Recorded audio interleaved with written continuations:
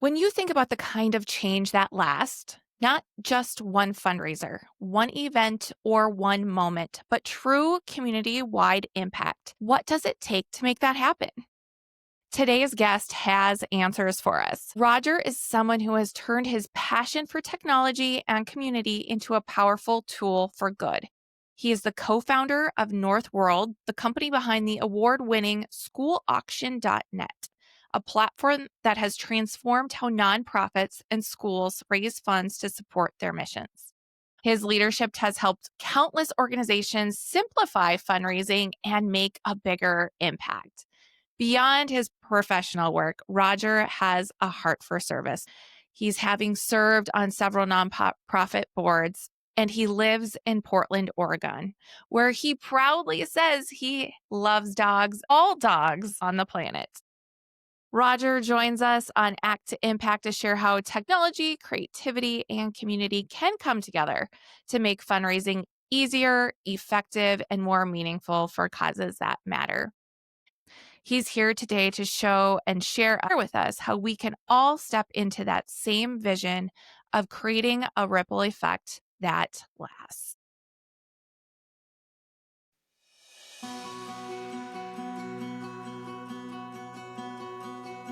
You're listening to Act to Impact with Brandi DeVries. Through heartfelt stories of resilience, hope, and community, I share my personal experience as a longtime advocate and fundraiser for the national nonprofit Children's Cancer Research Fund. Invite pediatric cancer families to tell their stories and highlight individuals who use their unique gifts to create a positive impact.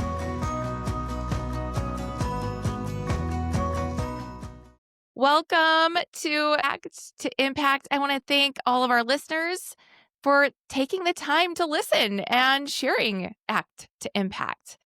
Act to Impact has actually been heard on over 12 countries all over the world, which is simply amazing to me at this point. But it's so wonderful that we can check those stats. I love being able to get that data and know where our listeners are coming from. So let's keep that going. Please subscribe and like and share today's episode. And also, I want to mention if you know somebody who may be a good guest for Act to Impact, somebody that you know in your community and in your part of the world that is making a difference and using their gifts for good, I want to hear about them and I want to get to know them too. So feel free to shoot me an email with an introduction to any potential guests. And today I have a special guest. I have Roger here with me. Welcome to Act to Impact, Roger. Thank you, Brandi. It's lovely to be here. I appreciate the invitation to talk to you and your audience. Well, this is a little unique. This is the first time that we're connecting and meeting. And so we need to get to know each other a little bit better here first, I think. Indeed. Yeah, so I consider myself a people connector, and usually I start the podcast with sharing a story about how I'm connected to somebody and what the connection was to the guest, how we know each other, whatever it may be. But I'm going to have to do a little bit of digging, I think, here with you to find some maybe common connections or interests. So I'm going to ask maybe you a couple questions if you don't mind.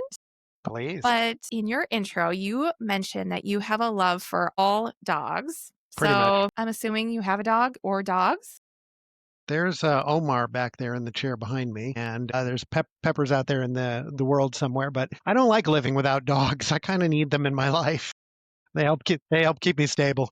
Okay, so let's hear about Pepper and Omar. What breeds are they? They are both Labradoodles. They are my third and fourth doodles. I've had them for a long time. Doodles are crazy dogs. They're not necessarily anything other than a house pet. They're wonderful at that, though. They take care of your heart. You're never gonna show them. You're never gonna breed them necessarily. They're not working dogs, but they take care of your heart. They're beautiful. That's right. We also have a dog in our families. Butters. Butters. She is a black American Cocker Spaniel.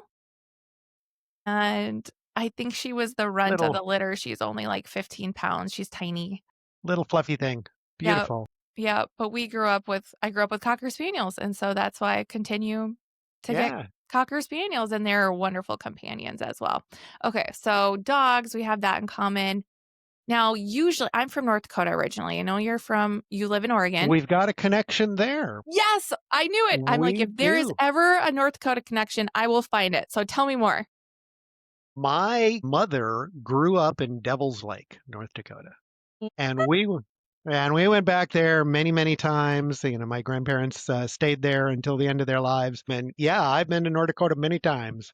I love that. See, I just knew I'm like, I have a feeling I need to ask Roger if he has a North Dakota connection. And you do. Indeed. I love Indeed. that. So I grew up west of Devil's Lake, but it's a straight shot. Like straight shot. If you just kept going towards the Montana border, you would have ran into my hometown pretty much. So Beautiful. north of Minot, North Dakota is where I grew North of up. Minot. So Okay. yeah. Well, wonderful. Well, that was kind of fun. Indeed. All right. So let's keep this going. One more last question. Do you have a recent proud moment to share with our audience that kind of speaks to your personality and gets us to get to know you? So I'll go with something very recent. Last night, I worked a fundraising event for an organization that I have been on the board of called the Golden Leaf Education Foundation. They are a bunch of people who are either themselves of Cambodian extraction or know somebody from Cambodia or have some connection to the group. My connection to the group is that my son was adopted from Cambodia. And what this organization is dedicated to doing is to building schools in rural Cambodia that do not have schools or have buildings that are dangerous for kids to go to school in. And we have built 7 schools out in the countryside, way out in the countryside. And last night we had a fundraising event. It was their first one in 5 years. They took a long time off. And I got to flex my superpowers. Got to, I worked the desk at the event, and there's probably nobody on earth who's better at doing that than I am, or at least I'm one of probably 1,000 people who's as good as I am, and that's about it. Got to flex the superpower there. They managed with a relatively small crowd of like only 120 people or so. They managed to raise $33,000 in the room. It was like Wow, great. that's Which amazing. for this organization, that's going to fund a school. Very cool. It's a great organization. They do everything in country in Cambodia. So they source all of their materials and the labor in Cambodia so that they are not only building schools, but they're employing people and plowing a little bit of investment into some of these tiny little hamlets and villas that they're working in.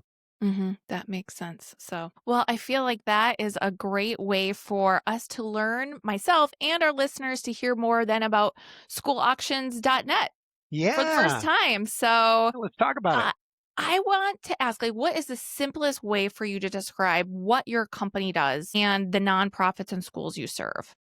Okay. So let's start with the second part first, the nonprofits and schools that we serve. I'll work with any nonprofit that's out there, any from C3 nonprofit. Sure. Fantastic. Well, happy to work with you. Where do I spend my marketing dollars? Who do I try to attract? Who's my favorite customer?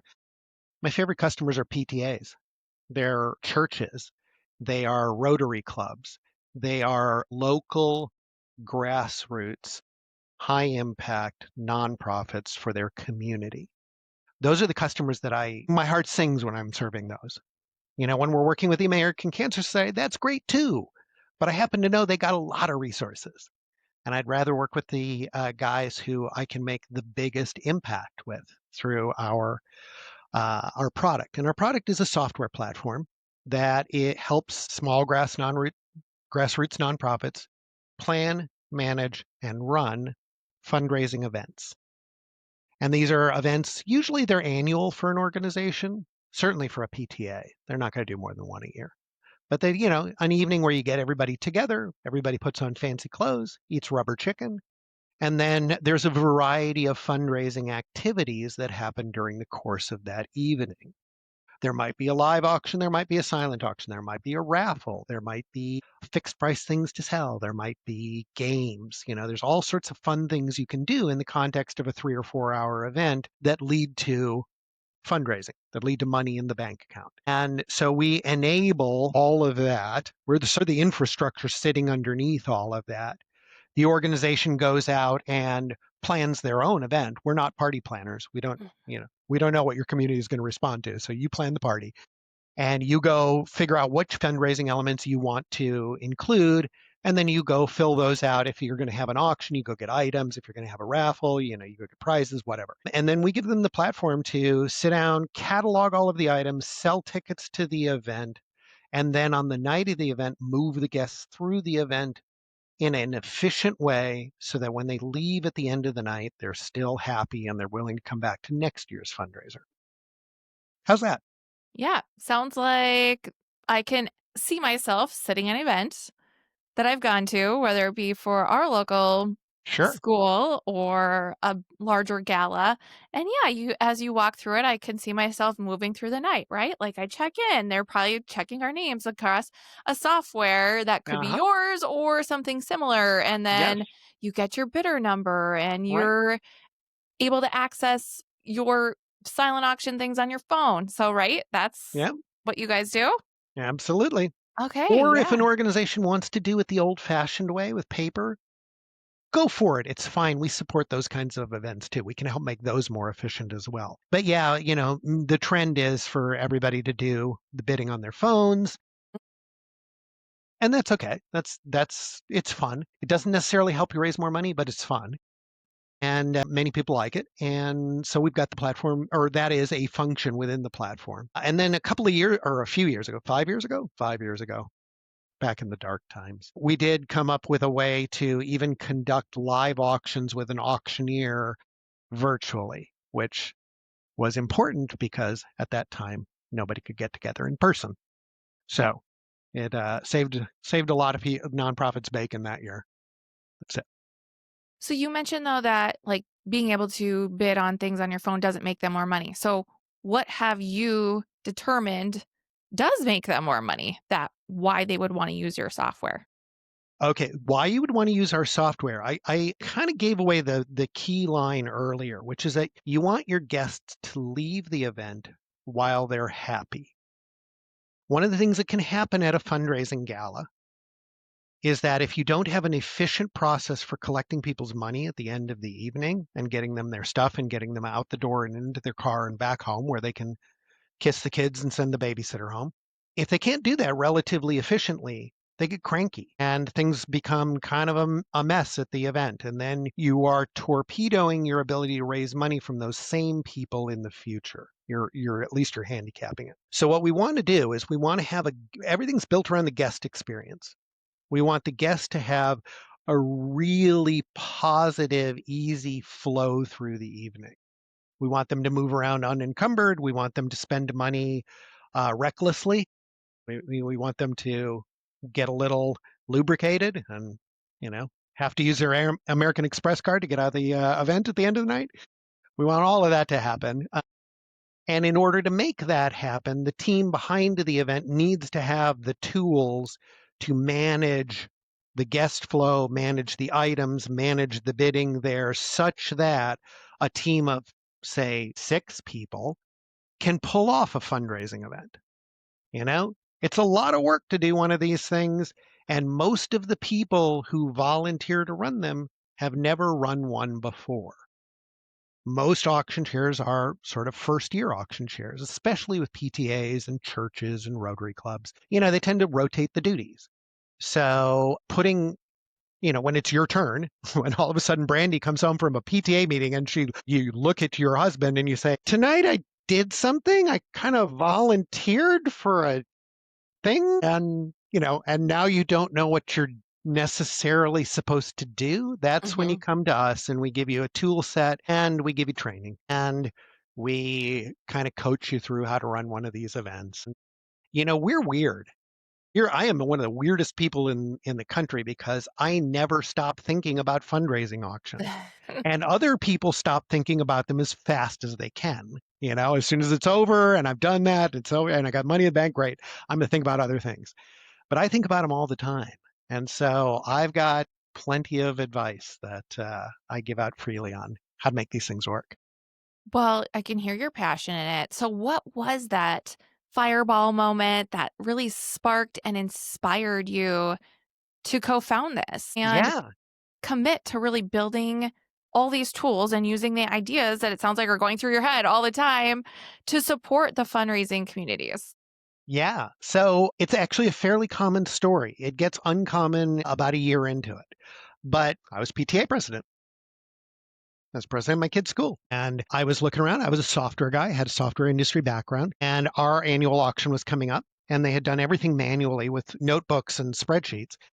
And I was like, no, no, no, software. Software can help here. So let's look for some. Let's figure out whether anybody's ever built any software like this. And we looked around and found that, yeah, it had been built. And the business terms were really not suitable for a PTA.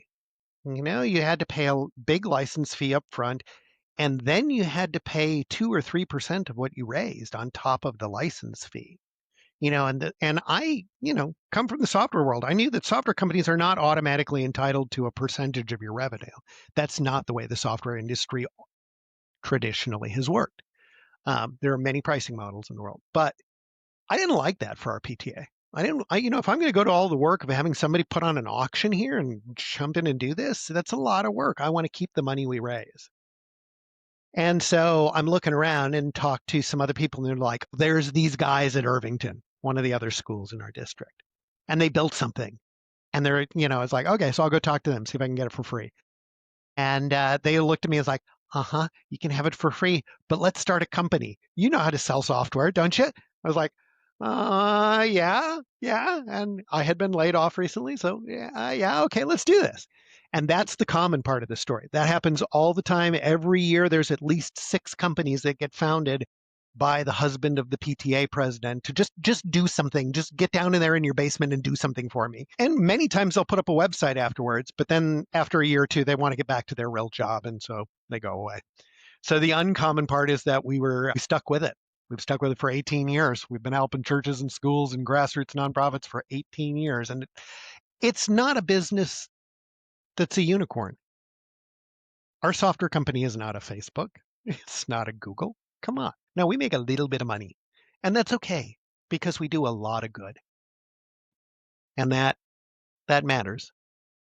So, what keeps you up at night right now, thinking about ways that you can better serve these PTOs and the churches and the people, the users of your software, so that they are able to make the most money for their organization that they can? Because, like you said, they're putting a lot of effort and work into this, and they're all important things. They're our kids, right? There are kids, They're absolutely. they're our communities. They're places where we spend our time. They might be a third place for somebody. They are So third place for many. yeah. So it's like, what are those things that are going on right now that are keeping you up at night that you're trying to find solutions to help them better? For our schools customers, we're generally focusing on watching how fundraising events evolve. And they are evolving. The traditional gala that you might recognize from TV is not the most popular way to do these things anymore. And so as the features evolve, as new generations come up with better ideas about how to do fundraising within the context of an event, we're going to implement things to support them. What keeps me up at night with them? Economic uncertainty. When people are feeling a little nervous about their finances, giving tends to shrink, tends to get closer to the heart. We will always support our children. We will always support our churches. But other community nonprofits, maybe we pull back a little bit. Maybe I do give less to my Rotary Club this year because I'm just feeling a little nervous about it. I would say I felt that this year as I was raising money for the Great Cycle Challenge for Children's Cancer Research Fund. It Thank you. was harder for me this year, Roger, to raise money. Last year, I raised almost $5,000. So this year, I set the goal again. I'm going to ride my 100 miles. That's the easy part. I can control that. Hitting that $5,000 mark this year, I didn't do it. I barely hit 2,000 and I had to get creative. I put out yard signs this year. I put up posters at the gym. I brought my son into it this year too, because one, Great. I really think that it's impactful and it's important that we are setting examples for our kids and bringing them in. Absolutely. And I believe in like kids supporting kids. And so if I'm writing to fight childhood cancer, like I want my son to know because he sees kids with cancer. So I want him to be a part of this. So I tried creative things like that, and I still didn't hit my goal. So I think that people are a little more mindful because they're uncertain about where they should be putting some of if they have a surplus of money and if they have a budget for giving, where they should allocate those dollars to. They're being really mindful of that. So when a PTO or an organization is using your software, how do you help them recognize those things and maybe get more creative so that they are able to still hit their goals? One of the most beautiful things about this business and the way that we built the software is that we have an enormous amount of data on what does and doesn't work at a fundraising event. It's not data that would be useful to anybody else in the world. But in the scenario you're putting out there where a PTA leader comes to me and is like, I don't know what I'm going to do this year. I'm having a hard time getting an auction chair. I'm having a hard time, this and that and the other elements of it. You know, I've heard that for 18 years. It ebbs and flows, of course. There are times when you hear it less and times when you hear it more. But during these times, there are strategies. There are absolute strategies that you can bring into play here. I would say though, for the PTA leader, the PTO leader, booster club leader, whatever, you have to get yourself at the center of the bullseye. Okay, you have to put yourself at the center of the bullseye for your guests, your supporters. In schools, it's the parents, and you're pretty close already, right? Because it's their kids. You just need to remind them that their kids are at the center of their lives and are the first place to put their philanthropy.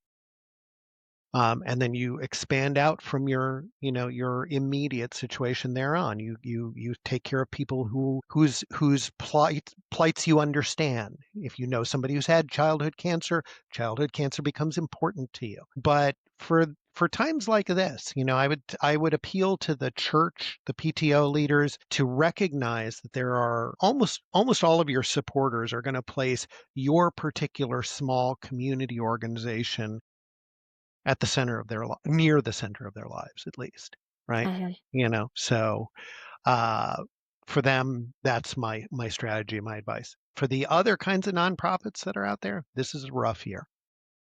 Fundraising has been disrupted this year. And for those organizations, all I'm going to tell you is I love you and I'm here to help and, call and we've got some ideas. But I would also say that traditionally, Brandy, for larger nonprofits, events are kind of the redheaded stepchild in the fundraising mix. And it's like, if you don't have to do an event, why would we do an event? They're a lot of work, right? And so for those organizations that have taken that kind of an attitude, it may be time to reconsider because, of course, when you're putting on a fundraising event, you're appealing primarily to your most committed donors here, your most committed people to help you grow a donor database, help you introduce your organization to many other people through your event, bring them in the mix and help them grow. Events are a good option to accomplish those goals. Roger, you're on the show today because you have been intentional, as you've talked about using your skills and the resources that you have available to you and you've learned over the years, but you're using this all for the impact now. So what strengths did you really become aware of that you needed to even further tap into to support not only the nonprofits that you serve through the business, but how do you lead your team of employees as well? I am not going to pat myself on the back here. I am not going to claim to be a great leader. I have a great team. I have an amazing team of people who work for our company, and they are largely working from their hearts. We do pay them. We absolutely pay them. We're not asking them to work for free. But certainly the reason that they would work for us rather than for somebody else is because they understand the impact we can have. We're a for-profit business. Mhm. They're not sacrificing to work in the nonprofit industry themselves, but they are dedicating their daily work to having an impact through the organizations that we work with. And I'll tell you that I have gotten at least 3 of our staff members over the years from customers Mhm. who saw the impact it made on their nonprofit and wanted to help bring that to others. Your company values putting people before profits and volunteers that are worth serving. So, how do you connect those values with your leadership, especially when you're, again, empowering your team to take action with a really impact driven mindset to serve your customer? We recognize, with regards to our company and our staff, it's often the case for people that are not coders, so for not software engineers, that they too are probably a little confused or a little starting from scratch when they come to work for such a niche company like ours, because ours is a very niche business. And we have a strong commitment to training. Our customer support reps go through basically a year of training. Although in that time period, we are allowing them to do the work, answer the tickets, and to make mistakes and to screw up. And that's cool. That's great. It's the only way you get better, right? And so we're putting them out there. We're also empowering them to make decisions in the moment, which gets to the next point I'm going to make, which is that fundraising events are they're not incredibly complicated. It's not rocket science, but they are more complicated than most people putting them on think they are. We think they're little rascals could put on an auction, right? Darla, go sell some tickets, and Spanky, go get a few items, and then it'll all come together and it'll all be fine. But it's a logistical thing. You're going to be moving 150 to 300 to 450 people through a room for 3.5 to 4 hours. You're going to be having them all take on a whole bunch of different activities that need to be coordinated. And then at the end, you want to collect money from all of those people for the activities they participated in during the evening. That's a lot of work. And if it only comes together really smoothly, if somebody understands the complexity of the system and understands the whole picture there. So the second skill that I recognized that I had that I could bring to this is that I'm actually reasonably good at explaining how pieces of a system fit together, which is invaluable to me as a guy who's talking to auction chairs. A lot of times the auction chairs, like I said, are doing this for their very first time. Why would they know any of this? Really? But we do. And we try to value not only this kind of systemic thinking, but the compassion that's necessary to take this out and make it a tool for teams that are not well trained, that are not well experienced with it, that don't have professional staff. That's fine. We need to go out there with a lot of compassion. And we have empowered our team to think compassionately. In the moment, if a customer is experiencing some sort of crisis or nightmare and you can throw something at them that helps them, throw something at them. Don't worry about messing up in the moment. Go help the organization. And if you caused us a little problem afterwards, okay, we'll iron it out. But the customer first. Mm. That's also, of course, all much easier if you have a staff of 11, like I do, rather than a staff of 1,100 or 11,000. So I do have a lot of props for the larger organizations that can put into place similar policies. Go for it, guys. Do you have a story that you can share about a customer who wasn't previously using your software, used your software, and then the results that they were able to see at their event, and then what they were able to do with that success that they maybe wouldn't have been able to do otherwise? Well, okay. So we do tend to work with a lot of first year organizations, and I'm going to reframe the question a little bit. I'm not going to answer exactly what you asked, but that just makes me a politician, right? I was actually just thinking, I'm like, way to redirect, Roger. Way to redirect. Now, I'm not going to redirect totally here, but I am going to say that, when we start working with groups, we know there's a pathway. If you've never been using any kind of software or system before, you're probably not raising any more than about $6,000. You can probably do that in an uncoordinated, undisciplined way, and you can probably make that happen. 6 to 10, maybe you get to 12, something like that. First year with our software, we're going to give you not only the tools to be more efficient, but we're going to give you a bunch of ideas for what to incorporate into your event. And you're not going to take all of that advice in year one. In year one, you might incorporate one thing that I offer to you that you didn't do before. And that's great because we've got a 5-year plan for growing an organization. We want to bring them along from the $12,000 tier to the $25,000 tier to the $50,000 tier to the 75 to the, 100,000 and above. And a PTA can do that, but they have to train their audience, they have to train their donors on what to expect and how to participate. And that can take a few years. And there has to be a culture that gets developed within the organization.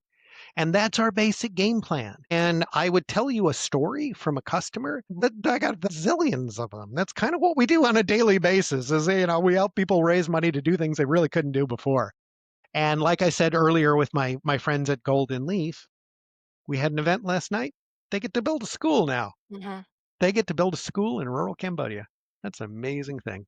Yeah, that's what made me think about, okay, there has to be more stories like that one that you shared at the beginning. There are many, many, many there on a daily basis here. But you know what? Basically, what we're helping people do. I mean, we help with so many organizations. It's such a great thing to do. I feel like I get into heaven because of this job. Okay, because we're not only helping put playground equipment on the playground and computers into the library, and fix the church buildings, etc. Now we're also helping groups that want to solve rare diseases. Oh, they're out there. I work with the Tuberous Sclerosis Alliance. Have you ever heard of that I disease? was just gonna say, I don't think I have. Well, I hadn't either until I met them. I found out it's a really, really horrible disease and it affects a small portion of the populace, percentage wise. And so it's not one of those things that gets a tremendous amount of research dollars. So they got to raise a bunch themselves. Mhm. So, these are the stories of why we come to work and why we're willing to make less money than we would make at Google or wherever. It's a better mission. Yep, great. Well, I'm glad that you decided to take your skills and put them into action. Indeed. So, if someone listening today wanted to make a difference for nonprofits or schools in their community, what's one simple first step that you'd encourage them to take action? Well, I want to take this opportunity to sell my software, but I'm not. Buy my stuff. That's the first thing you should do. No, it's not. If you're in a community that where you see a need and you see an organization that has a mission that you support and that's close to your heart and you think they need some help, the first thing to do is to reach out and help. The first thing to do is get started.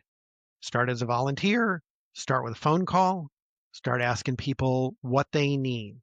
Be willing to provide resources of whatever type. Money's always good, but there are other resources that you might be able to provide to a local community. Get in with them, learn how they work, learn what their mission, how they fulfill their mission, and how they pitch their mission to donors. And then start helping to add events to their fundraising plan if they don't have them. If they do have an annual fundraising event, talk to the people who are running it and see whether or not they're feeling like it's meeting its potential. If not, we got lots of different ways that we could help grow the auction. That's advice that we give away for free. Anybody can contact me and ask me questions about how to grow your organization. The only danger is that I might actually try to sell you my software, so be aware of that. You wouldn't be doing your job then, though, if you I didn't wouldn't do. be doing my. I mean, we got to sell the software so we can keep developing software so people can keep using the software and they can keep raising money. I may do that. But if you want to find out more about my company, you can go to schoolauction.net on the web. That's our website as well as our product name. And there's a lot to learn about there. And if you want to get in touch with me personally, I'll say you can email me at roger@schoolauction.net.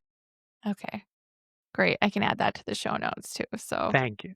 well, Roger, thank you so much for sharing the story of schoolauction.net and your wealth of knowledge with us about what people can do. So, I really do appreciate that. I really do believe that you are showing that impact doesn't always have to come from like the biggest organization or having No. the biggest budget.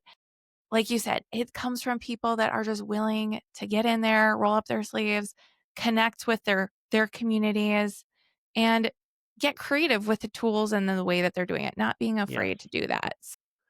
I So, really, really, really think that doing good in the world starts from the ground up. It starts where you live with the people that you are in community with, and you. and now you're using your skills that you've had over the years to Uh, equip nonprofits and schools I with feel pretty good about resources it. that they can use. Yeah, that they can use to grow. It might take 5 years, Am but you I? just got to start, and that's okay, right? Absolutely. Now I'm gonna have to maybe keep keep an eye out for ways that I can maybe plug schoolauction.net into Thank some of you. the organizations that I'm involved with to see if they Indeed. need a tool to grow. So I Indeed. love learning about it. So thanks for being here. Thank you, Brandy. I really appreciate the opportunity. You've been listening to Act to Impact with Brandi DeVries. If this show ignited your fire and inspired you to take action to make an impact, please share this episode with a friend, leave a 5-star review, or write a review to let others know how the show impacted you. I can't wait to see the action you are taking to make an impact, and I'd love for you to share that with our community. Go ahead and tag me on social media as you are out making an impact in the world. Do you have a story to share and want to be a guest on Act to Impact? I'd love to connect with you.